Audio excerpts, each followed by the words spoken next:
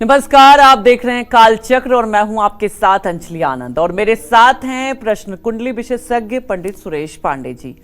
बहुत बहुत स्वागत है पंडित जी आपका। धन्यवाद। आपके जीवन में सुख और संघर्ष, सौभाग्य और दुर्भाग्य एक साथ आ जाए तो क्या होगा, जानने के लिए देखिए कालचक्र। तो जी हाँ, क्यों आपकी शादी में जरूरत से ज्यादा देरी हो रही है? क्यों आपके खर्चे अचानक बढ़ जाते हैं? क्यों आपके जीवन में अचानक से उलटफेर हो जाता है? क्यों आपकी सेहत ठीक होने का नाम ही नहीं ले रही है? क्या है इसके पीछे की वजह? कहां फंसी हुई है आपकी किस्मत? आज इसी राज से पर्दा उठाएंगे पंडित सुरेश पांडे जी कालचक्र में। तो कहीं मत जाइए, आज का कालचक्र आपके लिए बेहद महत्वपूर्ण है। और मैं कई अपने साथी सहयोगी, कई ऐसे रिश्तेदार से मैं खुद मिलती हूं जो इन बातों से परेशान रहते हैं। अक्सर उन्हें समझ नहीं आता कि आखिर उनकी लाइफ में इतनी परेशानी क्यों आ रही है। कर्म भी कर रहे हैं, वो अपना काम अच्छे से करते हैं, फिर भी।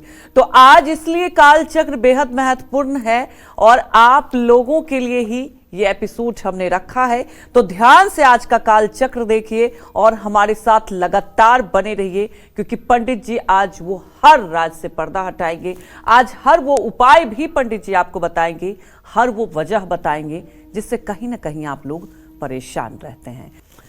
तो देखिए, हर वीकेंड पे हम लोग कोशिश करते हैं कि चर्चा बेहद महत्वपूर्ण रहे और मुझे लगता है कि आज जो हम चर्चा कर रहे हैं आप सबके लिए बेहद महत्वपूर्ण है।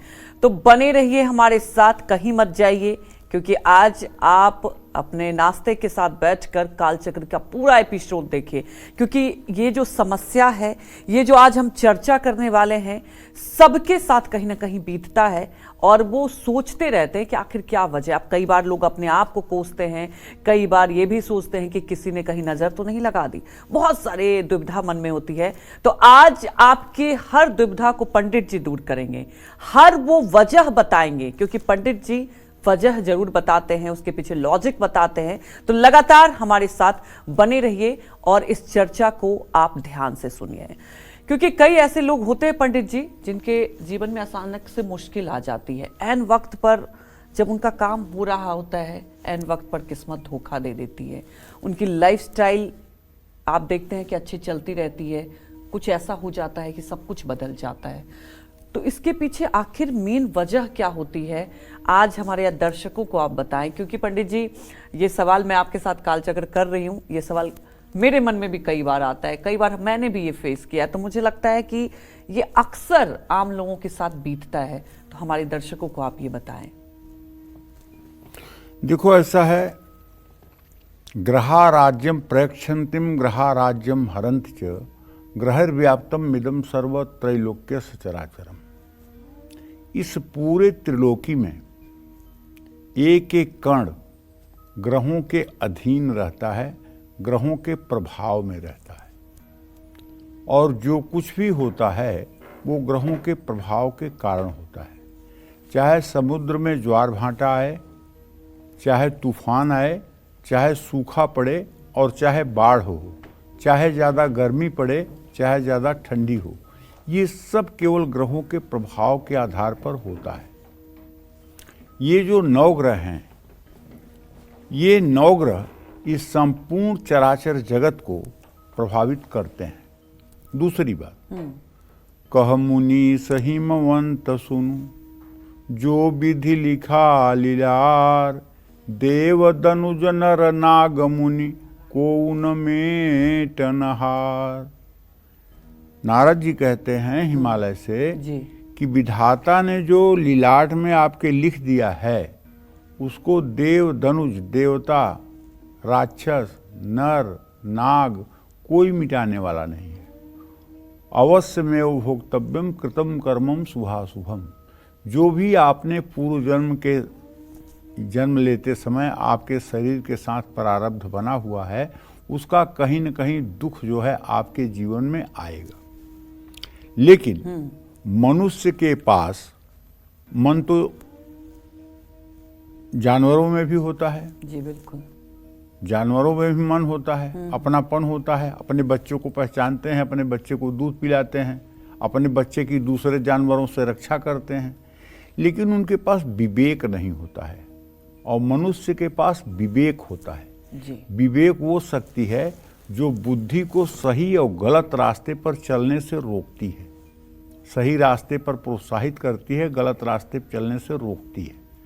और जिस मनुष्य के पास विवेक नहीं है, केवल बुद्धि और मन है, वो भी किसी पशु से ज्यादा नहीं है।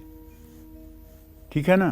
तो जब मनुष्य के पास विवेक हो जाता है, तो विवेक के द्वारा जब हम शुभ आचरण करते हैं, तो बड़ी सी बड़ी विपत्ति भी हमारे जीवन में सहने योग्य हो जाती है और उसको हम सह लेते हैं।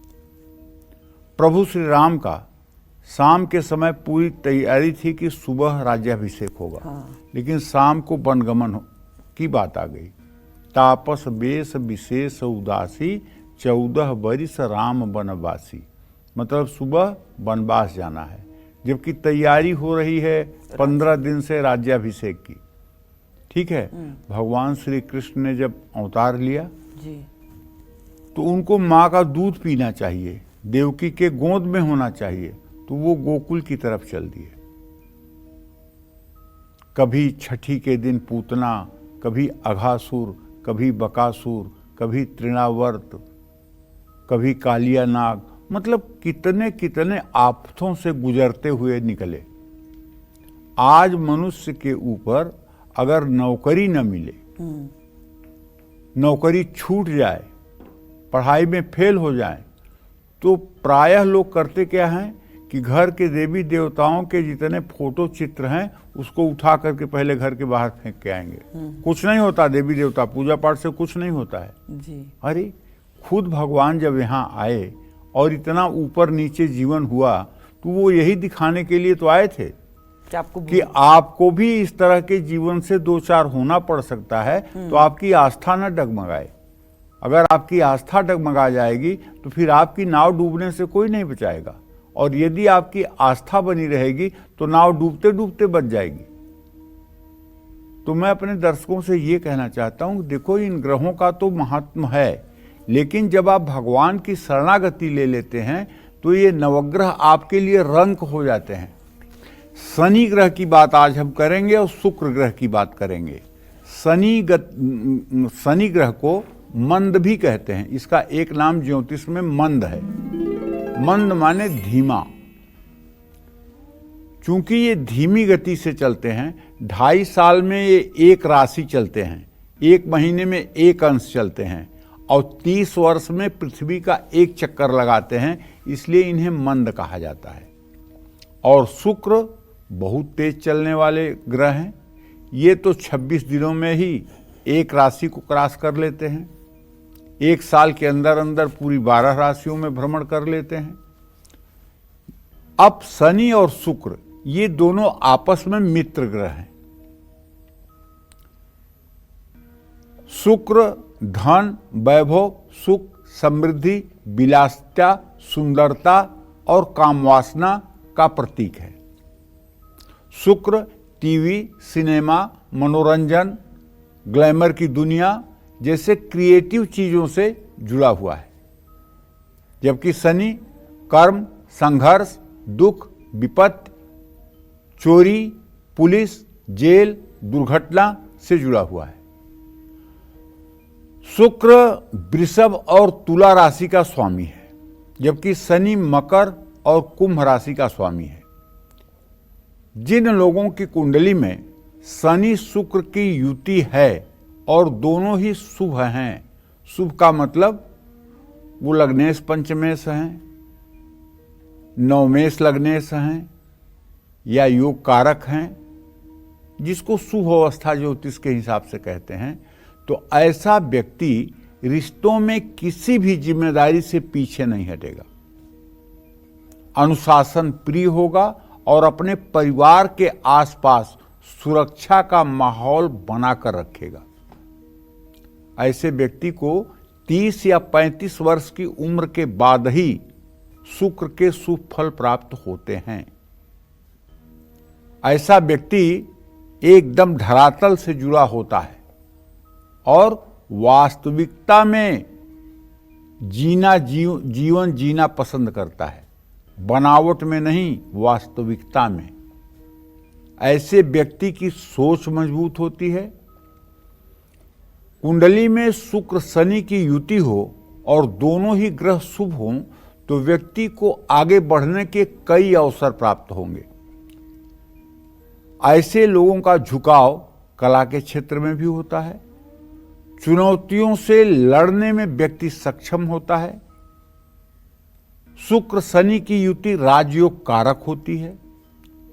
वृषभ, मिथुन, कन्या, तुला, मकर और कुंभ लग्न में जिन लोगों का जन्म हुआ है उन लोगों के लिए शुक्र और शनि की युति हर तरह की मनोकामना पूरी कर सकती है, ये मेरा दावा है। तो इस तरह से शुक्र और शनि की युति राजयोग कारक भी है, लेकिन ये अनर्थ कारक भी है। आगे इसके बारे में भी चर्चा करूंगा।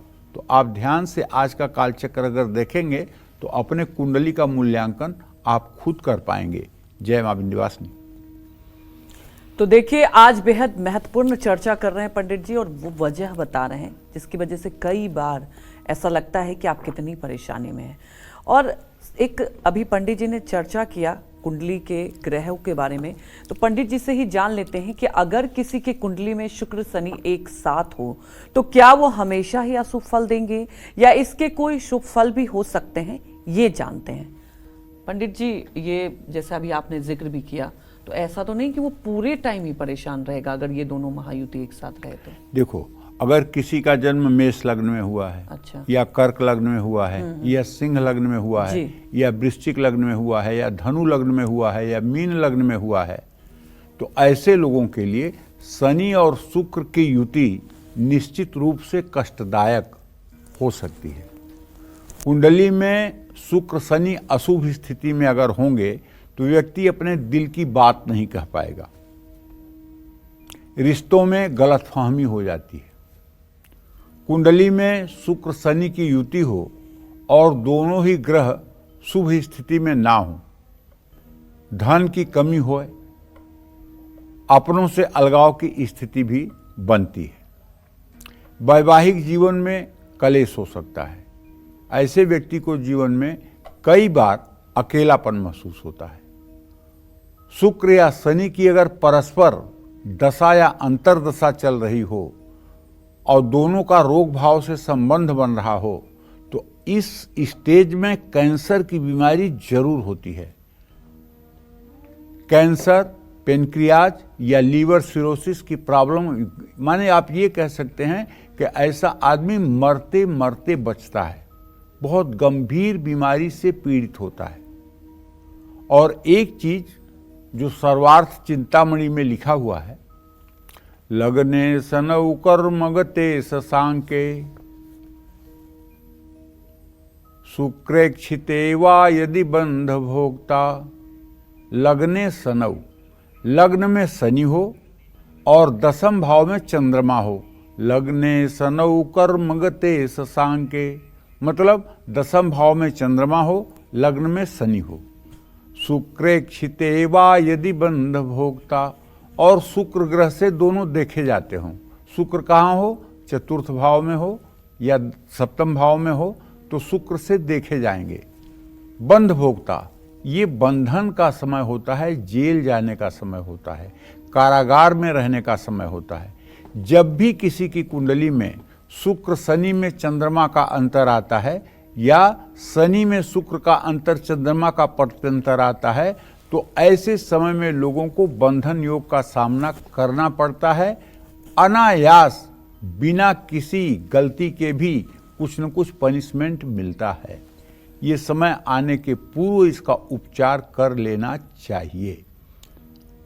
और अगर ऐसा योग नहीं है तो आप विश्वास करके चलिए, अगर इन भावों पर बृहस्पति की भी दृष्टि है तो विश्वास करिए कि ये योग निष्फल हो जाएगा, आपको बंधन और कारागार की स्थिति नहीं बनेगी। जय मां विंध्यवासिनी। तो पंडित जी, आज अभी तक जो आप चर्चा कर रहे हैं उसमें शुक्र और शनि के योग के बारे में बता रहे हैं, लेकिन शुक्र की बात करें तो बिल्कुल इस ग्रह का नेचर अलग है, जो कि सुख संपत्ति प्रदान करता है। और शनि की हम बात करें तो न्याय, क्रूरता इसका प्रतीक है। अगर ऐसे में कुंडली की बात करें तो दोनों ग्रह हैं, तो किस ग्रह को फल देगा अगर ऐसी स्थिति बनी रहेगी तो? क्योंकि दोनों का नेचर तो बिल्कुल अलग है पंडित जी। नेचर भले अलग है, लेकिन दोनों नैसर्गिक रूप से आपस में मित्र हैं। अच्छा, ठीक है। महर्षि पाराशर लिखते हैं, शनि दुख प्रदा गेयो राहुर ऐश्वर्यदायक। शनि एक दुखदाता के रूप में, दुखदाता ग्रह के रूप में ज्योतिष शास्त्र में अध्ययन किया जाता है। अच्छा। और शुक्र के बारे में लिखते हैं, शुक्र नेत्रस्य, शुक्र जो है वो आंखों का कारक है। कुंडली में शुक्र जितना बढ़िया होगा, आंखें उतनी अच्छी होंगी। लेकिन अगर वही शुक्र सूर्य के साथ हो जाए, द्वितीय या द्वादश भाव में हो जाए और अस्त हो जाए, तो ऐसे बच्चे को बचपन में ही चश्मा लग जाता है। अच्छा। और द्वितीय और द्वादश भाव में अगर शुक्र और सूर्य एक साथ और एक अंश पर हो जाएं, तो ऐसा व्यक्ति जन्मांध होता है। जन्म लेते ही दोनों आंखों की उसकी ज्योति खत्म हो जाती है। जिन बच्चों को चश्मा लगा हुआ है, उनकी कुंडली आप उठा के देख लीजिए। उनकी कुंडली में सूर्य और शुक्र की स्थिति या तो द्वितीय भाव में होगी या तो द्वादश भाव में होगी जी। और दोनों की डिग्री में 5-7 डिग्री से ज़्यादा का अंतर नहीं होगा। तभी चश्मा लगता है, तभी नेत्र विकार होता है। नेत्र विकार का कारण ये है। और दूसरी बात, दिव्यांगना वाहन वस्तुभूषा चिंता तुकारिया भृगुणा बुधंद्रय, ये भी महर्षि पाराशर कहते हैं। सुंदर युवती, जिसको अतीव सुंदर कहते हैं, सुंदरता की पराकाष्ठा, जी जी, उसको भी शुक्र प्रभावित करता है। दिव्यांगना वाहन वस्तुभूषा, महंगे वाहन, मतलब गाड़ियां भी वो जो महंगी वाली हो।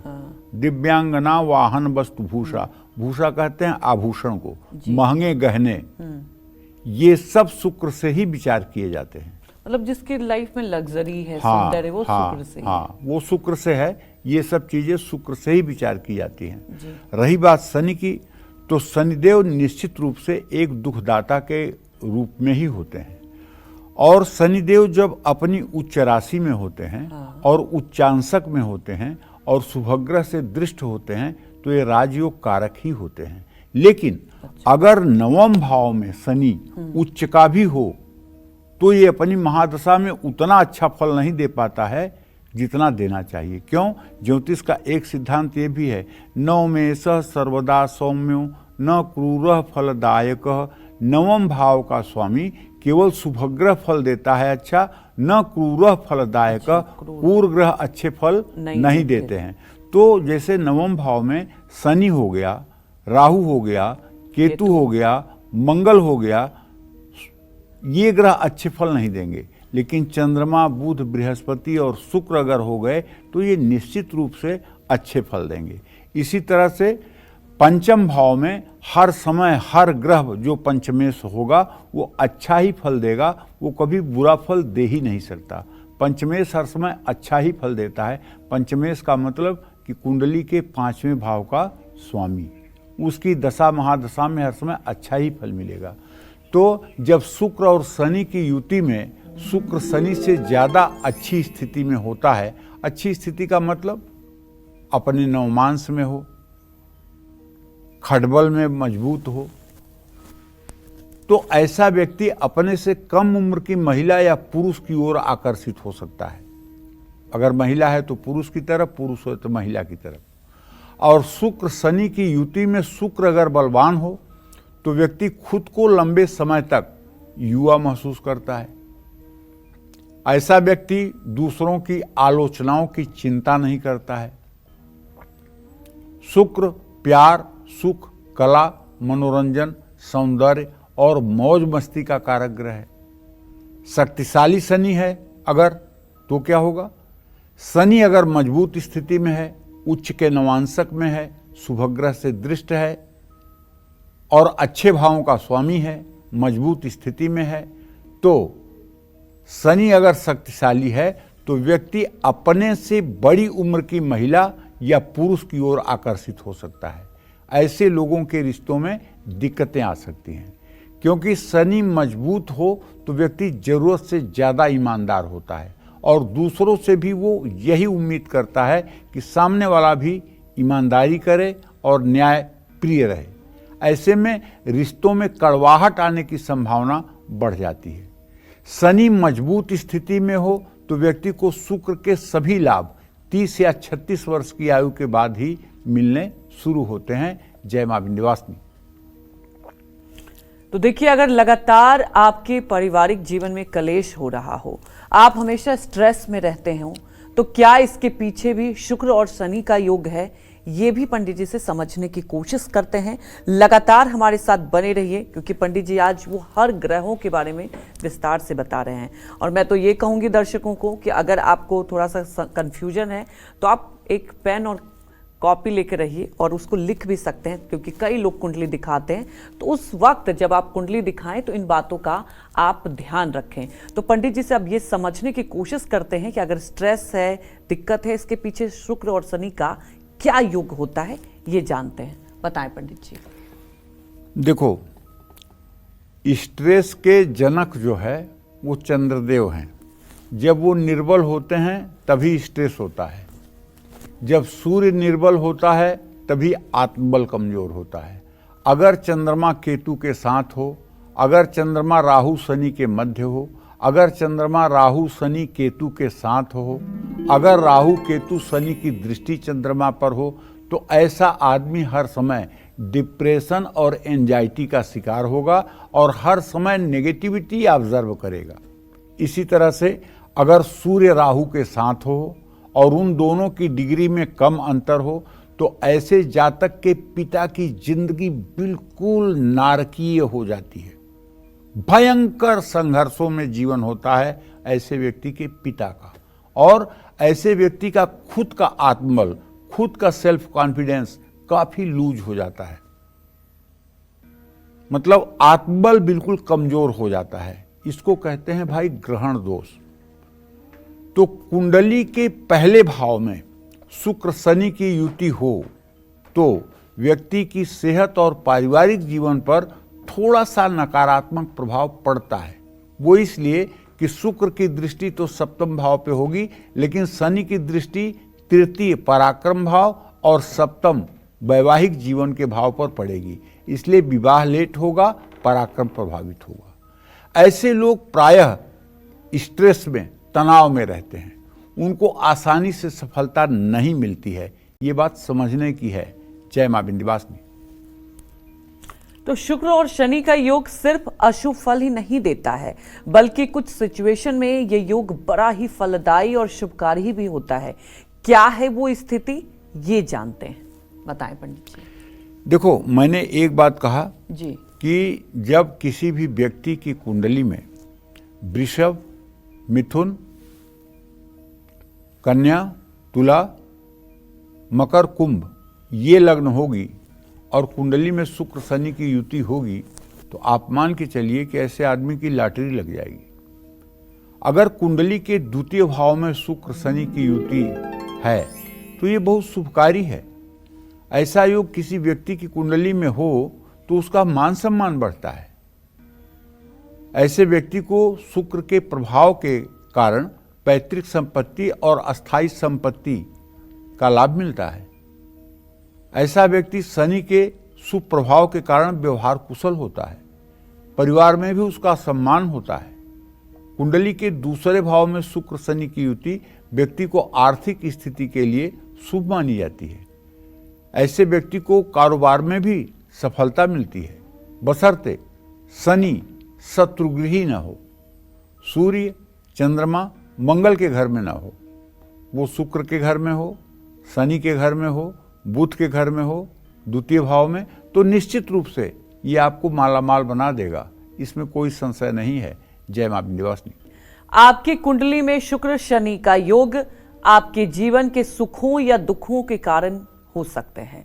आपके फायदे या नुकसान की वजह भी बन सकता है और यही आज कालचक्र में पंडित जी आपको बता रहे हैं। और ऐसे में शुक्र शनि का योग कैसे दिला सकता है आपको पैतृक संपत्ति, कैसे बना सकता है आपको धनवान, ये जानते हैं। पंडित जी इसका आप उत्तर दें, लेकिन मैं डिस्कशन कर रही हूँ तो एक जहन में सवाल आ रहा है कि जो ये सारी परेशानियां होती है जैसे, तो क्या शुक्र शनि की युति की वजह से ही होता है सुख भी दुख भी? देखो ऐसा नहीं है। अच्छा। किसी को बैगन बैरी और किसी को बैगन पंथ।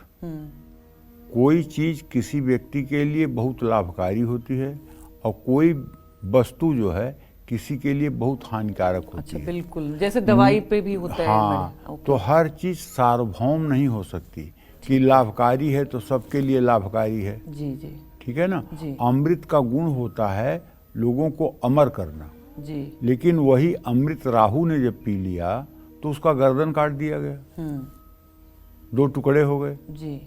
वो ठीक है, एक अमर हो गया। हाँ, लेकिन 2 टुकड़े तो हो गए ना उसके। जी पंडित जी। तो अमृत पीने के बाद तो अमरत्व तो होता है।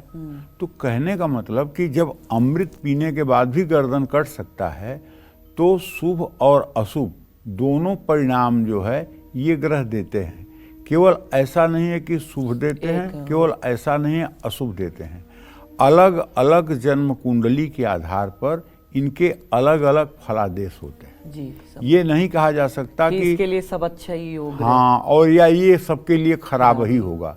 ये धारणा बनाना बिल्कुल गलत है। अक्सर लोग यही धारणा बना लेते पंडित जी। तो देखिए ऐसा है। हाँ। कुंडली में शुक्र शनि का तीसरे भाव में युति भी शुभ मानी जाती है। तीसरे भाव में शुक्र शनि होने से पिता से धन लाभ होता है, पैतृक संपत्ति का सुख मिलता है। ऐसे व्यक्ति के अपने रिश्तेदार और ससुराल वालों से भी संबंध अच्छे रहते हैं। तीसरे भाव में शुक्र शनि की युति बताती है कि व्यक्ति को मेहनत करने से ज़्यादा लाभ मिलेगा।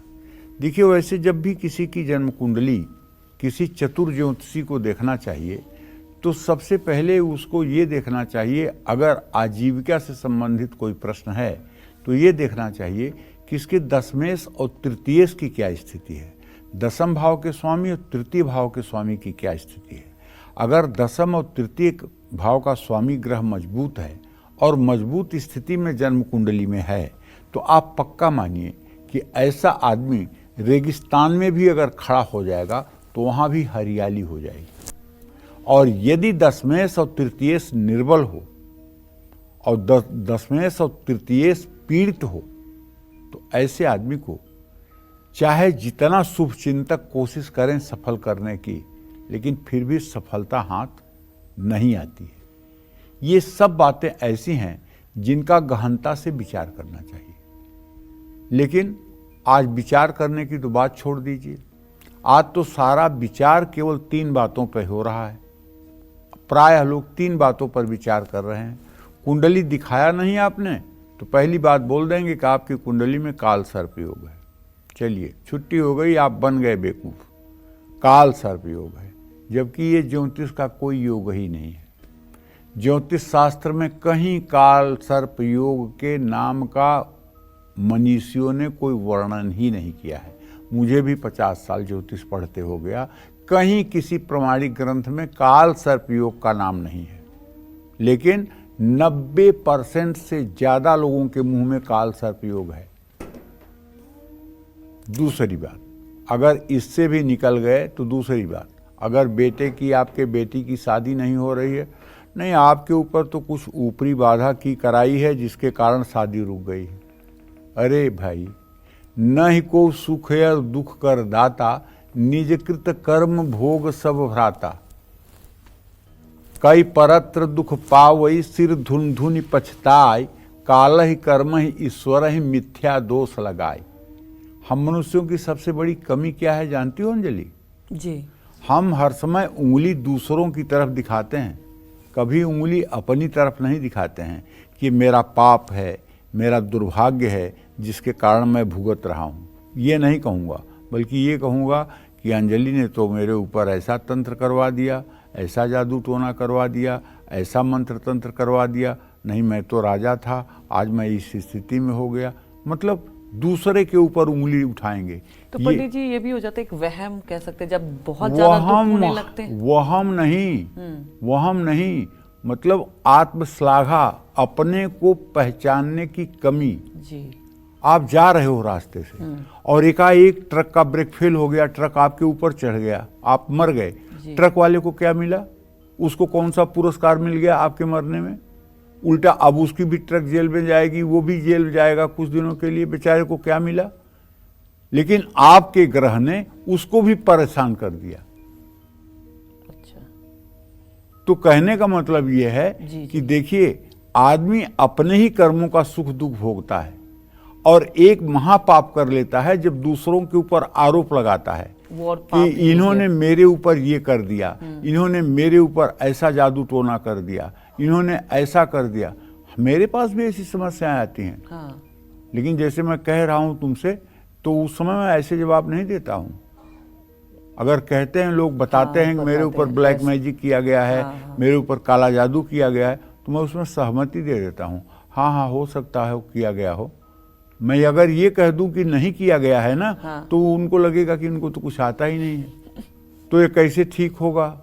ठीक है, तो उसका उपाय बता देते हैं। जब उपाय करके कुछ हवन वगैरह कर लेते हैं, पूजा पाठ कर लेते हैं, तो उन्हें विश्वास हो गया कि जो हमारे ऊपर मैजिक हुआ था वो खत्म हो गया। तो 2 दिन के बाद बताएंगे कि हाँ अब मैं बिल्कुल ठीक हूँ।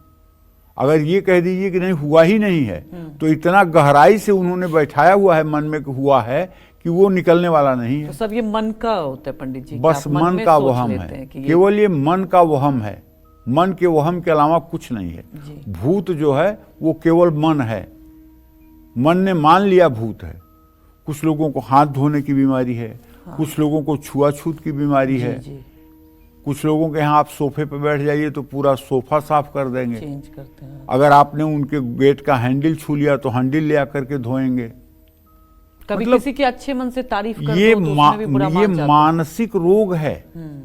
ये एक प्रकार का मानसिक रोग है जी। जिस व्यक्ति के मन में पवित्रता और अपवित्रता का ज्यादा भाव नहीं होता है, वही व्यक्ति सचमुच में व्यक्ति है। अरे तू आपने मुझे छू लिया, अरे मैं तो अपवित्र हो गया, मैं तो अभी नहा के बैठा था, आपने छू लिया, अरे क्या पवित्रता क्या अपवित्रता। अंजलि, ये शरीर पूरा मल मूत्र की फैक्ट्री है, हर समय इसमें मल मूत्र बनता रहता है। कब ये शरीर पवित्र हो सकती है? केवल ये शरीर तभी पवित्र हो सकती है जब आप श्री हरि विष्णु का ध्यान अपने मन में करें। मन में उनका ध्यान आते ही ये शरीर पवित्र हो जाती है जी। ओम अपवित्र पवित्रो वा सर्वावस्थाम गतोपि वा यह स्मरेत पुंडरीकाक्षम सह वायाभ्यंतरा शुचि। ब्रह्म पुराण में नारद कहते हैं कि मेरा प्रभु कहाँ नहीं है, उसका आप स्मरण करिए, तुरंत आपको भीतर और बाहर से पवित्रता नजर आएगी। ये ब्रह्म पुराण का श्लोक है।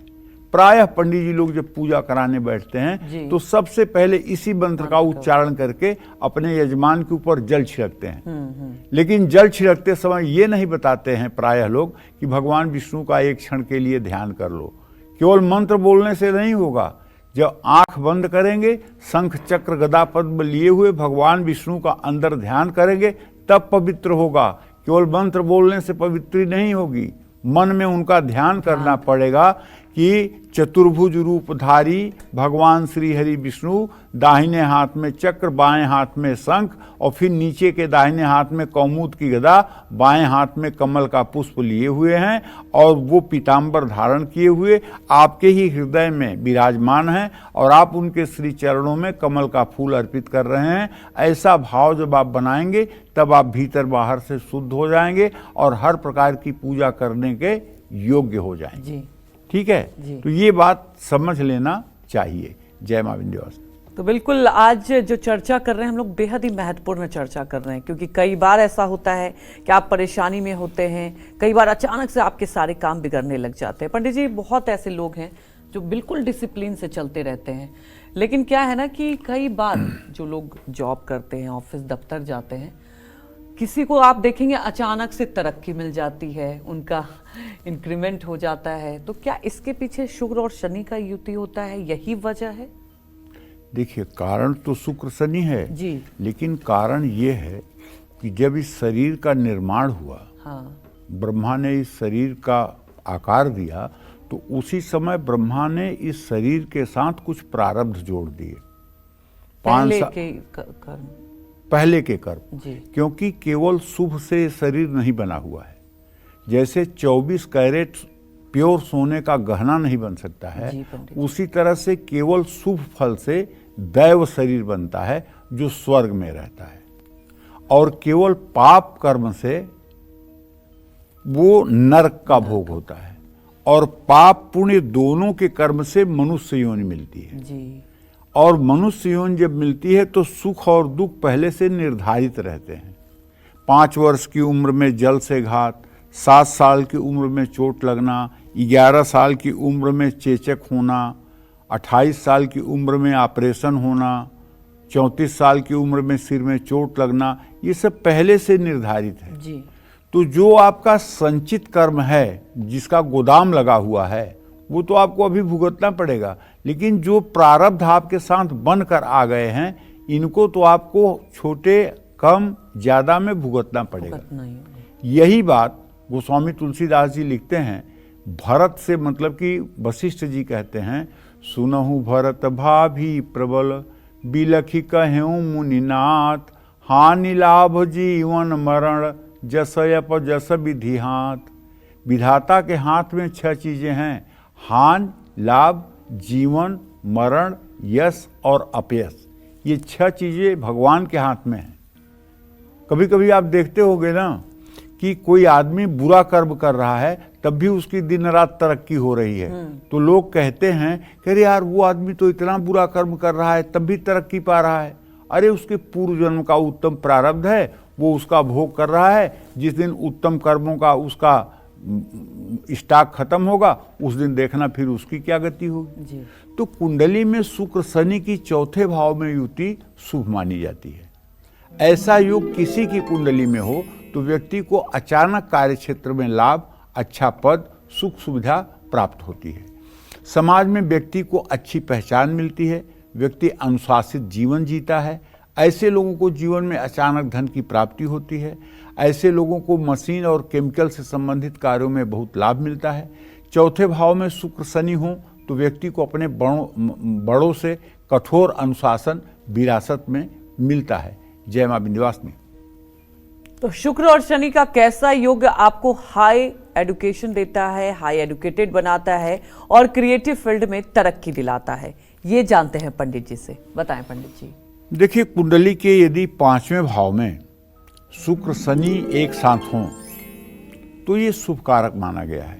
देखिए, मैंने तो एक बात कहा था कि राहु को छोड़कर, इकलौते शनि को छोड़कर, केतु को छोड़कर पंचम भाव में कोई भी ग्रह बैठेगा तो वो कभी बुरा नहीं होगा।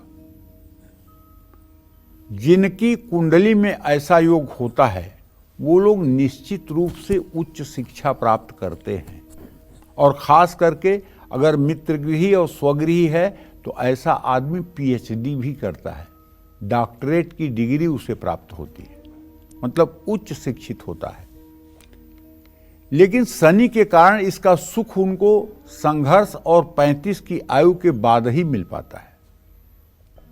ऐसे लोगों को संतान सुख भी मिलता है और क्रिएटिव फील्ड में निश्चित रूप से सफलता मिलती है। जय मां विंध्यवासिनी।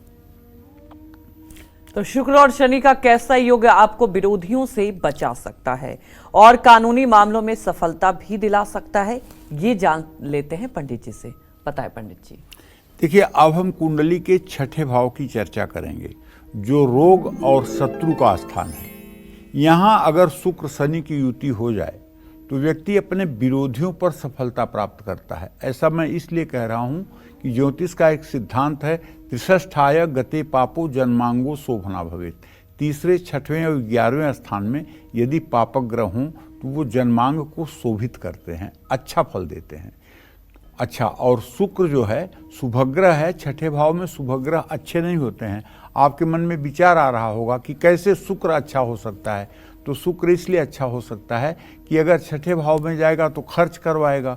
खर्च तभी करोगे ना जब आपके पास पैसा होगा, तो ये अच्छा ही है ना, बुरा कहाँ से है। तो ऐसे लोगों के ऊपर अगर कोई मुकदमा भी है तो उसमें भी इनको सफलता प्राप्त होती है। ऐसे लोगों को अलग अलग स्रोतों से धन लाभ भी मिलता है, पैतृक संपत्ति की भी प्राप्ति होती है। जय मां विंध्यवासिनी।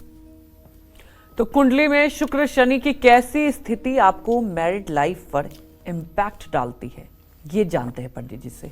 बताएं पंडित जी। देखिए, 7वें भाव में शुक्र शनि की युति होने पर व्यक्ति को अच्छी पत्नी मिलती है, लेकिन अगर केवल शुक्र शनि हो तो।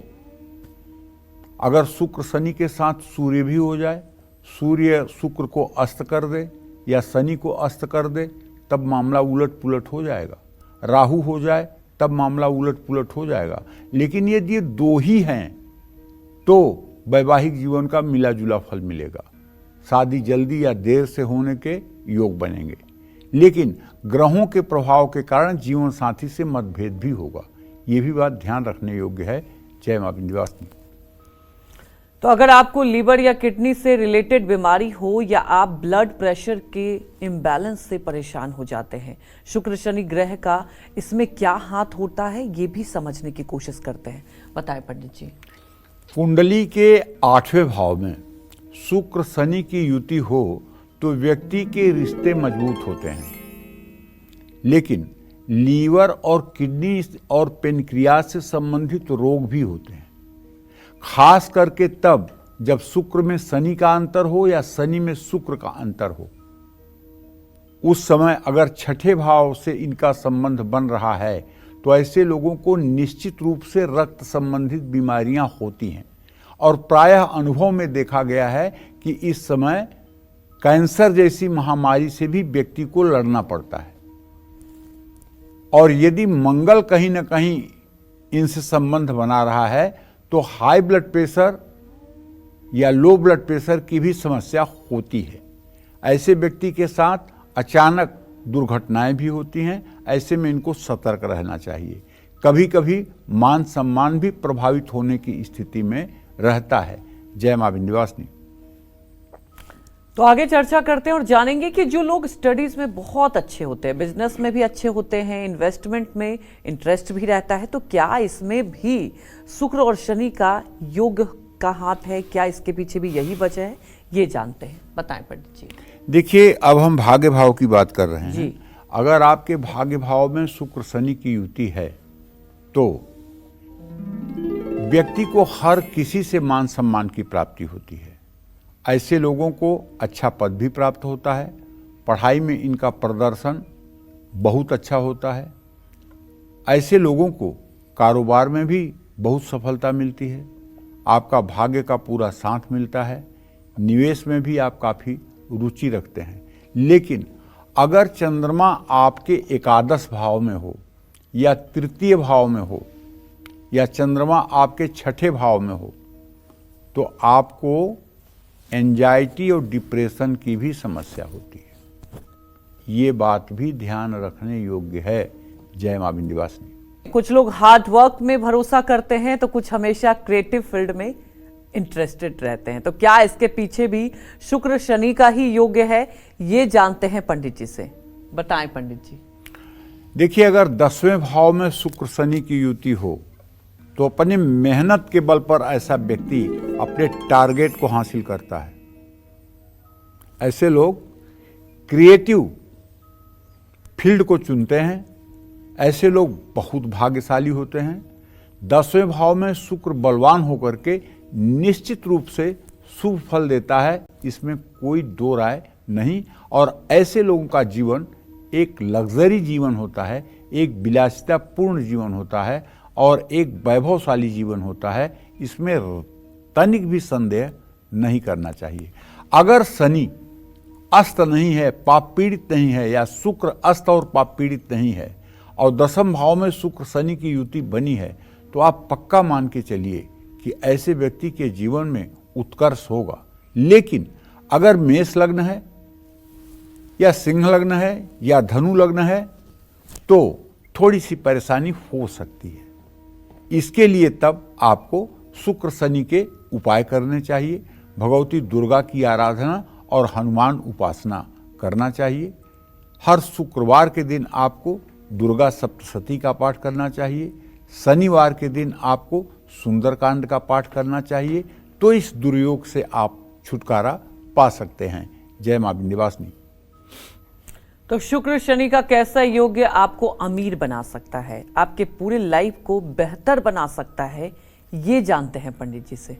बताएं पंडित जी। देखिए, अगर 11वें भाव में शुक्र शनि की युति हो तो थोड़ी मेहनत करने पर भी व्यक्ति को अच्छी सफलता मिलती है, क्योंकि ये आमदनी का स्थान है। इसको सर्वतोभद्र भाव भी कहते हैं। ये 11वां भाव जो है, इससे बड़े भाई का भी विचार होता है।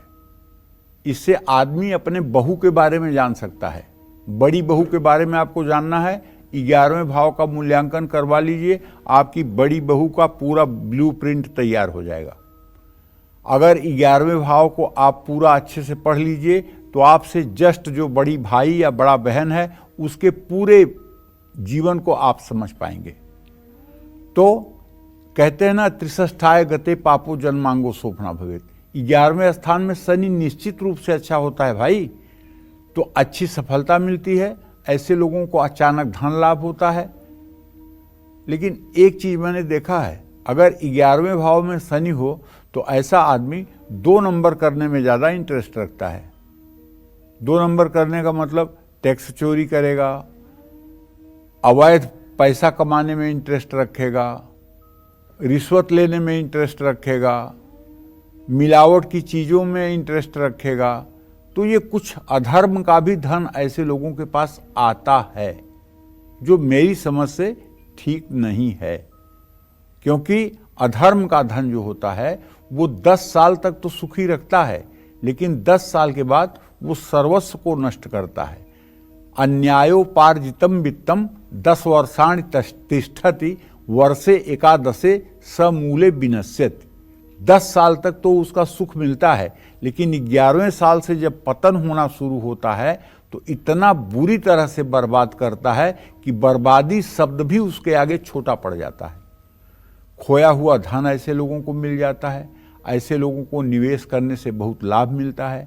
ऐसे लोगों का बुढ़ापा ज़्यादातर सुख में ही व्यतीत होता है। जय मां विंध्यवासिनी। पंडित जी, एक दर्शक भी जुड़ चुकी हैं हमारी, सुनीता वाराणसी से। सुनीता, आप अपने सवाल पूछ सकती हैं। हेलो पंडित जी, प्रणाम। खुश रहो बेटा। पंडित जी, मुझे पूछना है मेरे दोनों बच्चों के बारे में। पहली लड़की है, उसका जन्म तिथि है 1992, 1 दिसंबर 1992। पंडित जी, उसका स्वास्थ्य थोड़ा ठीक नहीं रहता है और उसकी मैरिज लाइफ। और दूसरा बच्चा है पुष्पमित्र पांडे, उसका बर्थडे है 25 फरवरी 1996। उसके कैरियर और फ्यूचर के बारे में बताएं।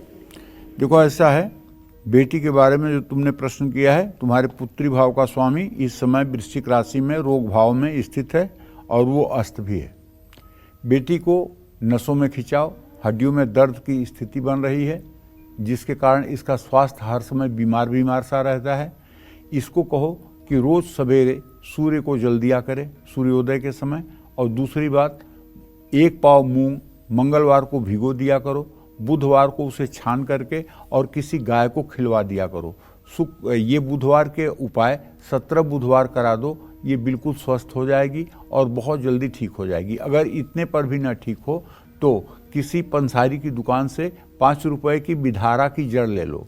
बिधारा की जड़ एक प्रकार की औषधि है, लेकर और उसे हरे रंग के धागे में खूब बढ़िया से छील करके उसको बांध लो और हरे रंग का धागा इसके गले में 2-3 महीने के लिए धारण करवा दो। 4 आने का टेबलेट भी इसके लिए रामबाण साबित होगा।